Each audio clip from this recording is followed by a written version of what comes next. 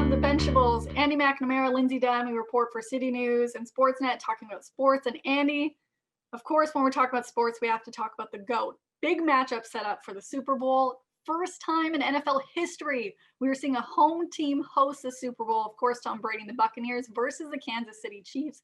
This is going to be, I think, a wild game. You look at this is the first time that you have the last two Super Bowl champion quarterbacks playing in the following Super Bowl. First time. So that's history right there.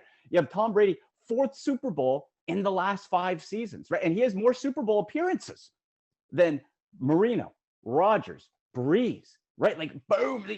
The last team to win back-to-back Super Bowls was Tom Brady with the Patriots, the 03-04 season. It's a bit rare in the NFL short list of NFL teams that have won those back-to-back titles. I think we're talking about once a decade, twice in the 90s.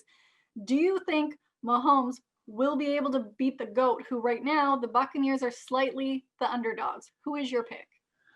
I would say as of right now, I'm going to go with Tommy Terrific. I'm going with TB12 and the Bucs. And I think there's just going to be that little bit too much for Mahomes to repeat. We have to talk about what happened in the Octagon. Of course, that was a huge moment this weekend. Conor McGregor, one of the biggest mouthpieces in sports we've seen since Kevin Garnett. He talked the talk, did not walk the walk. TKO'd. He's getting a lot of heat, but I don't want to talk about it. I want to talk about you, because you have a beef that's going to shock Canadians. Yeah. I have a beef, Lindsay. I have a beef with Chase Claypool. Chase Claypool's doing a little bit too much of this, Lindsay. A little bit too much yapping. He got beat. He got supposed to be humbled. Keeps chirping. Browns is the Browns. He just could not take the losing. So I'm challenging Chase Claypool to shut his mouth. And I want it for charity, Lindsay. I want it for charity. Me versus Claypool. Browns versus Steelers. And just like Baker Mayfield did, I'm going to shut his mouth. I'm now deeming you the Conor McGregor of sports journalism, because you are a mouthpiece, and my money is definitely on anybody but you. Like I could push you over, pal, but that's okay. I can't wait for that to happen. Make it happen, people. And it's also a somber week happening in the sports world. Tuesday marks the 1-year anniversary of Kobe Bryant's death. Kobe, as well as his 13-year-old daughter and several others, died in a helicopter crash.